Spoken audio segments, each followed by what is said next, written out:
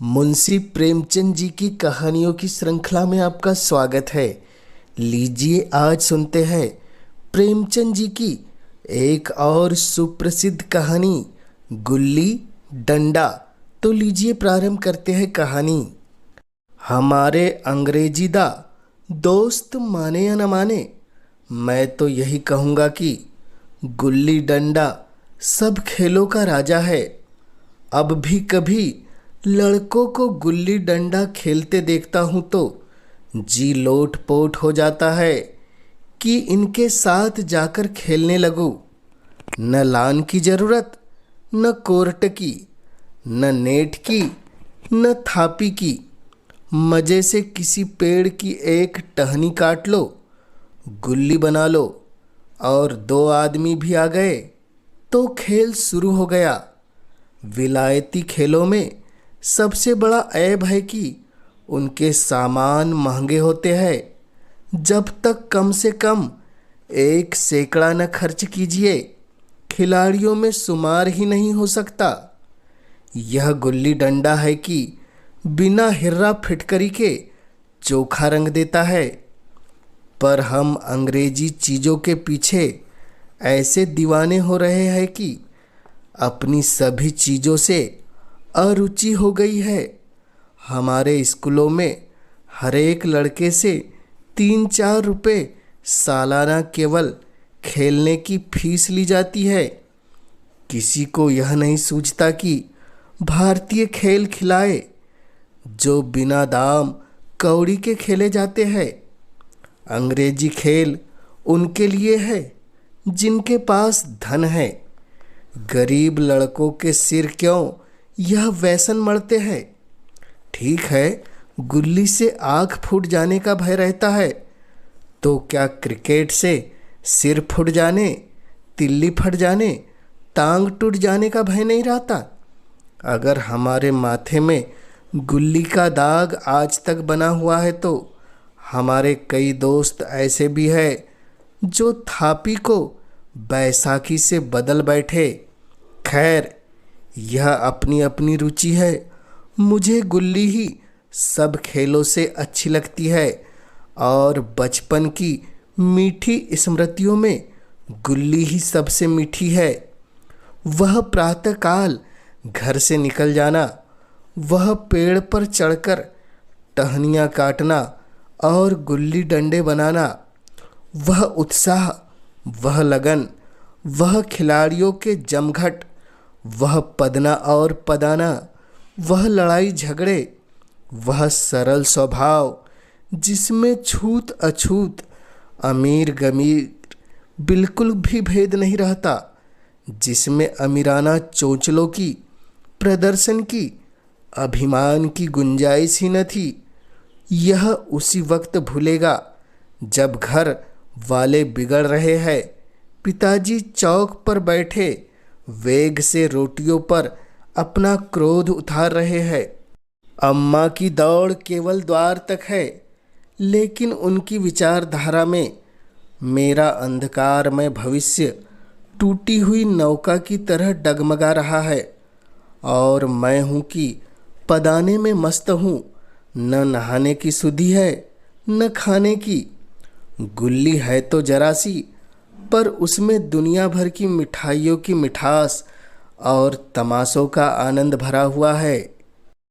मेरे हमजोलियों में एक लड़का गया नाम का था। मुझसे 2-3 साल बड़ा होगा। दुबला, लंबा, बंदरों सी लंबी लंबी पतली पतली उंगलियां, बंदरों की सी चपलता, वहीं झल्लाहट। गुल्ली कैसी हो उस पर इस तरह लपकता था जैसे छिपकली कीड़ों पर लपकती है। मालूम नहीं उसके माँ बाप थे या नहीं, कहाँ रहता था, क्या खाता था, पर था हमारे गुल्ली क्लब का चैंपियन। जिसकी तरफ वह आ जाए उसकी जीत निश्चित थी। हम सब उसे दूर से आता देख उसका दौड़कर स्वागत करते थे और उसे अपना गोइयाँ बना लेते थे। एक दिन हम और गया 2 ही खेल रहे थे। वह पदा रहा था मैं पद रहा था। मगर कुछ विचित्र बात है कि पदाने में हम दिन भर मस्त रह सकते हैं, पदना 1 मिनट का भी अखरता है। मैंने गला छुड़ाने के लिए सब चालें चली, जो ऐसे अवसर पर शास्त्र विहित न होने पर भी क्षम्य है। लेकिन गया अपना दाव लिए बगैर मेरा पिंड न छोड़ना चाहता था। अनुनय विनय का कोई असर न हुआ। मैं घर की ओर भागा। गया ने मुझे दौड़कर पकड़ लिया और डंडा तान कर बोला, मेरा दाव देकर जाओ। पदाया तो बड़े बहादुर बनके पदने की बेर क्यों भागे जाते हो? तुम दिन भर पदाओ तो मैं भी दिन भर पदता हूँ। हाँ, तुम्हें दिन भर पदना पड़ेगा। न खाने जाऊँ न पीने जाऊँ। हाँ, मेरा दाव दिए बिना कहीं नहीं जा सकते। मैं तुम्हारा गुलाम हूँ। हाँ, मेरे गुलाम हो। मैं घर जाता हूँ, देखूँ मेरा क्या कर लेते हो। घर कैसे जाएगा? कोई दिल लगी है? दाव दिया है, दाव लेंगे। अच्छा, कल मैंने तुम्हें अमरूद खिलाया था, वह लौटा दो। वह तो पेट में चला गया, निकालो पेट से। तुमने क्यों खाया मेरा अमरूद? अमरूद तुमने दिया तब मैंने खाया, तुमसे मांगने नहीं आया। जब तक मेरा अमरूद नहीं दोगे मैं दाव नहीं दूंगा। मैं समझता था न्याय मेरी ओर है। आखिर मैंने किसी स्वार्थ से ही उसे अमृत खिलाया होगा। कौन निस्वार्थ किसी के साथ सलूक करता है? भिक्षा तक को तो स्वार्थ के लिए ही देते हैं। जब गया ने अमरूद खाया तो फिर उसे मुझसे दाव लेने का क्या अधिकार है? रिश्वत देकर तो लोग खून पचा जाते हैं। यह मेरा अमरूद यूं ही हजम कर जाएगा? अमरूद पैसे के 5 वाले थे, जो गया के बाप को भी नसीब न होंगे। यह सरासर अन्याय था। गया ने मुझे अपनी ओर खींचते हुए कहा, मेरा दाव देकर जाओ। अमृत समृत मैं नहीं जानता। मुझे न्याय का बल था, वह अन्याय पर डटा हुआ था। मैं हाथ छुड़ाकर भागना चाहता था, वह मुझे जाने न देता था। मैंने गाली दी, उसने उससे कड़ी गाली दी, और गाली नहीं 2-1 चांटे जमा दिए। मैंने उसे दांतों से काट लिया, उसने मेरी पीठ पर डंडा जमा दिया। मैं रोने लगा। गया मेरे इस अस्त्र का मुकाबला न कर सका, भागा। मैंने तुरंत आंसू पोंछ डाले, डंडे की चोट भूल गया और हंसता हुआ घर जा पहुंचा। मैं थानेदार का लड़का एक नीच जात के लौंढे के हाथों पिट गया। यह मुझे उस समय भी अपमानजनक मालूम हुआ, लेकिन घर में किसी से शिकायत नहीं की। उन्हीं दिनों पिताजी का वहाँ से तबादला हो गया। नई दुनिया देखने की खुशी में ऐसा फूला कि अपने हमजोलियों से बिछड़ जाने का बिल्कुल दुख न हुआ। पिताजी दुखी थे। यह बड़ी आमदनी की जगह थी। अम्मा जी भी दुखी थी। यहाँ सब चीज़ें सस्ती थी और मोहल्ले की स्त्रियों से घराव सा हो गया था। लेकिन मैं मारे खुशी के फूला न समाता था, लड़कों से जीट उड़ा रहा था। वहाँ ऐसे घर थोड़े ही होते हैं। ऐसे ऐसे ऊंचे घर है कि आसमान से बातें करते हैं।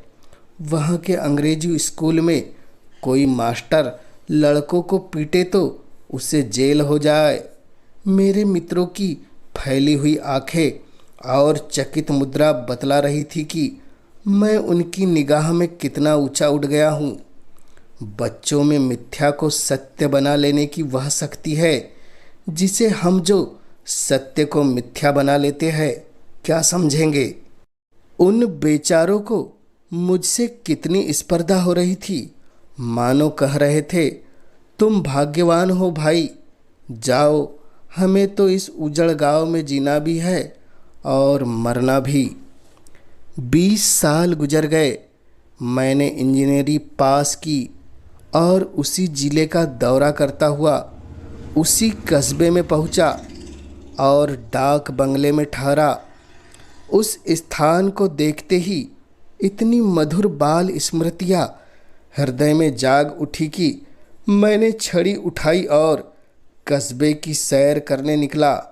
आंखें किसी प्यासे पथिक की भांति बचपन के उन क्रीड़ा स्थलों को देखने के लिए व्याकुल हो रही थी, पर उस परिचित नाम के सिवा वहाँ और कुछ परिचित न था।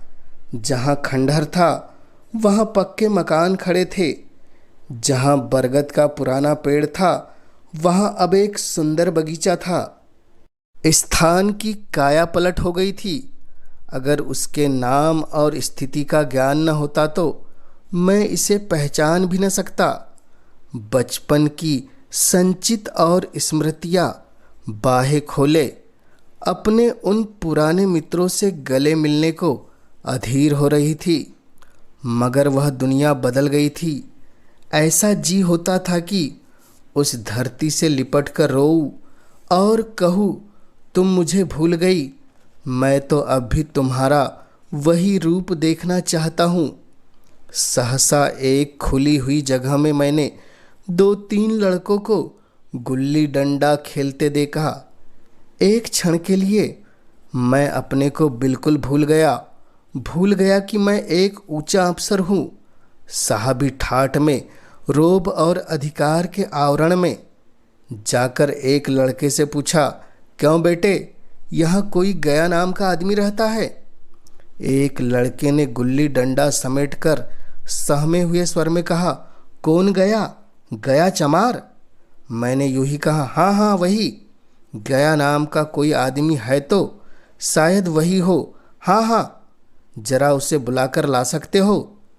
लड़का दौड़ा हुआ गया और एक क्षण में एक 5 हाथ के काले देव को साथ लिए आता दिखाई दिया।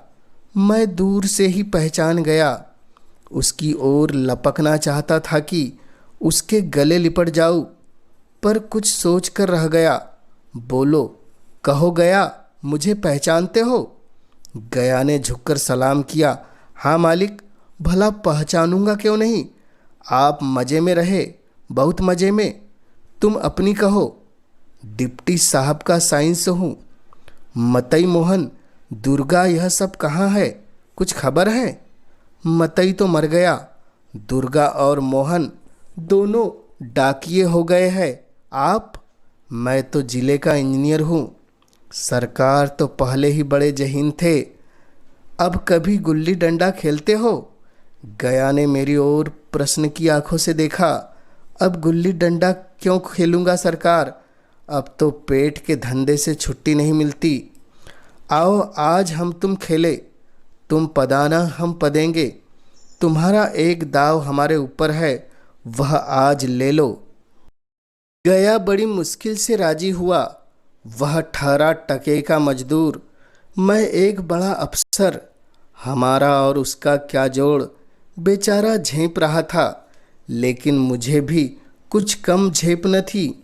इसलिए नहीं कि मैं गया के साथ खेलने जा रहा था, बल्कि इसलिए कि लोग इस खेल को अजूबा समझकर इसका तमाशा बना लेंगे और अच्छी खासी भीड़ लग जाएगी। उस भीड़ में वह आनंद कहाँ रहेगा। पर खेले बगैर तो रहा नहीं जाता था।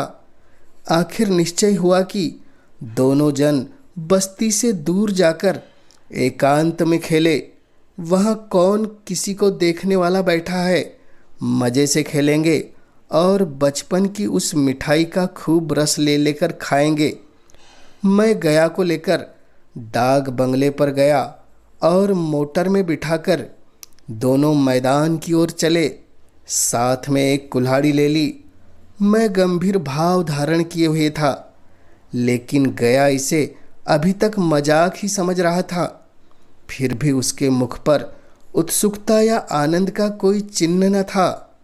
शायद हम दोनों जो अंतर आ चुका था वह सोचने में मगन था। मैंने पूछा, तुम्हें कभी हमारी याद आई थी गया? सच कहना। गया झेंपता हुआ बोला, मैं आपको क्या याद करता हुजूर, किस लायक हूँ। भाग में आपके साथ कुछ दिन खेलना बदा था, नहीं मेरी क्या गिनती। मैंने कुछ उदास होकर कहा, लेकिन मुझे तो बराबर तुम्हारी याद आती थी। तुम्हारा वह डंडा जो तुमने तान कर जमाया था, याद है ना। गया ने पछताते हुए कहा, वह लड़कपन था सरकार, उसकी याद न दिलाओ। वाह, वह मेरे बाल जीवन की सबसे रसीली याद है। तुम्हारे उस डंडे में जो रस था, वह तो अब न आदर सम्मान में पाता हूँ, न धन में। कुछ ऐसी मिठास थी उसमें कि आज तक उससे मन मीठा होता रहता है। इतनी देर में हम बस्ती से कोई 30 मील निकल गए। चारों तरफ सन्नाटा है। पश्चिम की ओर कोसों तक भीमताल फैला हुआ है, जहाँ आकर हम किसी समय कमल के पुष्प तोड़ लेते थे और उसके झुमके बनाकर कानों में डाल लेते थे। जेठ की संध्या केसर में डूबी चली आ रही है। मैं लपक कर एक पेड़ पर चढ़ गया और एक टहनी काट लाया। चटपट गुल्ली डंडा बन गया। खेल शुरू हो गया। मैंने गुच्ची में गुल्ली रखकर उछाली। गुल्ली गया के सामने से निकल गई। उसने हाथ लपकाया जैसे मछली पकड़ रहा हो। गुल्ली उसके पीछे जाकर गिरी। यह वही गया है जिसके हाथों में गुल्ली जैसे आप ही आप जाकर बैठ जाती थी। वह दाहिने बाएं कहीं हो, गुल्ली उसकी हथेलियों में ही पहुंचती थी, जैसे गुल्लियों पर वशीकरण डाल देता हो। नई गुल्ली, पुरानी गुल्ली, छोटी गुल्ली, बड़ी गुल्ली, नोकदार गुल्ली, सपाट गुल्ली, सभी उसे मिल जाती थी। जैसे उसके हाथों में कोई चुंबक हो जो गुल्लियों को खींच लेता हो। लेकिन आज गुल्ली को उससे प्रेम नहीं रहा। फिर तो मैंने पदाना शुरू किया। मैं तरह तरह की धांधलियाँ कर रहा था। अभ्यास की कसर बेईमानी से पूरी कर रहा था। हुच जाने पर भी डंडा खेले जाता था। हालांकि शास्त्र के अनुसार गया की बारी आनी चाहिए थी।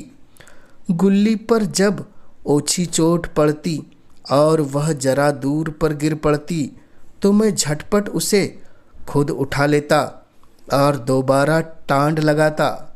गया यह सारी बेकायदीगिरी देख रहा था, पर कुछ न बोलता था, जैसे उसे वह सब कायदे कानून भूल गए।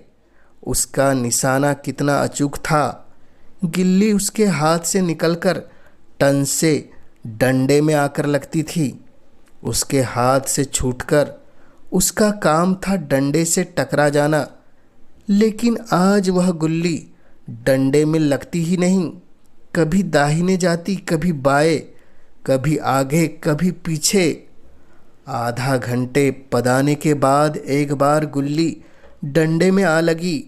मैंने धांधली की। गुल्ली डंडे में नहीं लगी।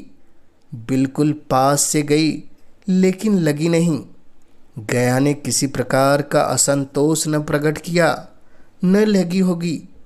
डंडे में लगती तो क्या मैं बेईमानी करता? नहीं भैया, तुम भला बेईमानी करोगे? बचपन में मजाल थी कि मैं ऐसा घपला करके जीता। यही गया गर्दन पर चढ़कर बैठता। लेकिन आज मैं उसे कितनी आसानी से धोखा दिए जाता था। गधा है, सारी बातें भूल गया। सहसा गुल्ली फिर डंडे में लगी और इतने जोर से लगी जैसे बंदूक छूटी हो। इस प्रमाण के सामने अब किसी तरह की धांधली करने का साहस मुझे इस वक्त भी न हो सका। लेकिन क्यों न एक बार सच को झूठ बनाने की चेष्टा करूं। मेरा हरज ही क्या है। मान गया तो वहाँ नहीं तो 2-4 हाथ पदना ही पड़ेगा। अंधेरे का बहाना करके जल्दी से गला छुड़ा लूँगा। फिर कौन दाव देने आता है? गया ने विजय के उल्लास में कहा, लग गई, टन से बोली। मैंने अनजान बनने की चेष्टा करके कहा, तुमने लगते देखा? मैंने तो नहीं देखा। टन से बोली है सरकार, और जो किसी ईंट में लग गई हो। मेरे मुख से यह वाक्य उस समय कैसे निकला, इसका मुझे खुद आश्चर्य है। इस सत्य को झुठलाना वैसे ही था जैसे दिन को रात बताना। हम दोनों ने गुल्ली को डंडे में जोर से लगते देखा था, लेकिन गया ने मेरा कथन स्वीकार कर लिया। हाँ, किसी ईंट में ही लगी होगी, डंडे में लगती तो इतनी आवाज़ न आती। मैंने फिर पदाना शुरू कर दिया, लेकिन प्रत्यक्ष धांधली कर लेने के बाद गया की सरलता पर मुझे दया आने लगी। इसलिए जब तीसरी बार गुल्ली डंडे में लगी तो मैंने बड़ी उदारता से दाव देना तय कर लिया। गया ने कहा, अब तो अंधेरा हो गया भैया, कल पर रखो। मैंने सोचा कल बहुत सा समय होगा, यह न जाने कितनी देर पदाए, इसलिए इसी वक्त मामला साफ कर लेना अच्छा होगा। नहीं नहीं, अभी बहुत उजाला है, तुम अपना दाव ले लो, गुल्ली सूझेगी नहीं, कुछ परवाह नहीं। गया ने पदाना शुरू किया, पर उसे बिल्कुल अभ्यास न था। उसने 2 बार टांड लगाने का इरादा किया, पर दोनों ही बार हुच गया। 1 मिनट से कम में वह दाव पूरा कर चुका। बेचारा घंटा भर पदा, पर 1 मिनट ही पर अपना दाव खो बैठा। मैंने अपने हृदय की विशालता का परिचय दिया। 1 दाव और खेल लो, तुम पहले ही हाथ में हुज गए। नहीं भैया, अब अंधेरा हो गया, तुम्हारा अभ्यास छूट गया। क्या कभी खेलते नहीं? खेलने का समय कहाँ मिलता है भैया। हम दोनों मोटर पर जा बैठे और चिराग जलते जलते पड़ाव पर पहुंच गए। गया चलते चलते बोला, कल यहाँ गुल्ली डंडा होगा, सभी पुराने खिलाड़ी खेलेंगे, आप भी आओगे। जब आपको फुर्सत हो तभी खिलाड़ियों को। मैंने शाम का समय दिया और दूसरे दिन मैच खेलने गया। कोई 10-10 आदमियों की मंडली थी। कई मेरे लड़कपन के साथी निकले। अधिकांश युवक थे जिन्हें मैं पहचान न सका। खेल शुरू हुआ। मैं मोटर पर बैठा बैठा तमाशा देखने लगा। आज गया का खेल, उसका वह नैपुण्य देखकर मैं चकित हो गया। टांड लगाता तो गुल्ली आसमान से बातें करती। कल की सी वह झिझक, वह हिचकिचाहट, वह बेदिली आज न थी। लड़कपन में जो बात थी आज उसने प्रौढ़ता प्राप्त कर ली थी। कहीं कल इसने मुझे इस तरह पदाया होता तो मैं जरूर रोने लगता। उसके डंडे की चोट खाकर गुल्ली 200 गज की खबर लाती थी। पदने वालों में एक युवक ने धांधली की। उसने अपने विचार में गुल्ली रोक ली थी। गया का कहना था गुल्ली जमीन में लगकर उछलती थी। इस पर दोनों में ताल ठोकने की नौबत आई। युवक दब गया। गया का तमतमाया हुआ चेहरा देखकर डर गया। अगर वह दब न जाता तो जरूर मारपीट हो जाती। मैं खेल में न था, पर दूसरों के इस खेल में मुझे वही लड़कपन का आनंद आ रहा था जब हम सब कुछ भूलकर खेल में मस्त हो जाते थे। अब मुझे मालूम हुआ कि कल गया ने मेरे साथ खेला नहीं, केवल खेलने का बहाना किया। उसने मुझे दया का पात्र समझा। मैंने धांधली की, बेईमानियाँ की, पर उसे जरा भी क्रोध न आया, इसलिए कि वह खेल नहीं रहा था, मुझे खिला रहा था, मेरा मान रख रहा था। वह मुझे पदाकर मेरा कचूमर नहीं निकालना चाहता था। मैं अब अफसर हूँ, यही अफसरी मेरे और उसके बीच में दीवार बन गई है। अब मैं उसका लिहाज पा सकता हूँ, अदब पा सकता हूँ, साहचर्य नहीं पा सकता। लड़कपन था तब मैं उसका समकक्ष था, हम में कोई भेद न था। यह पद पाकर अब मैं केवल उसकी दया के योग्य हूँ। वह मुझे अपना जोड़ नहीं समझता। वह बड़ा हो गया है, मैं छोटा हो गया हूँ, मैं छोटा हो गया हूँ। तो यह थी मुंशी प्रेमचंद जी की सुप्रसिद्ध कहानी गुल्ली डंडा। यह कहानी आपको कैसी लगी हमें कमेंट्स के माध्यम से ज़रूर बतलाएं। और इस चैनल पर पहली बार आया है तो इस चैनल को ज़रूर कर दे सब्सक्राइब, ताकि आप तक ऐसी रोचक कहानियाँ और किस्से सबसे पहले पहुँच सके। इस कहानी के माध्यम से हमारे चैनल से जुड़े रहने के लिए आपका पूरे दिल से धन्यवाद।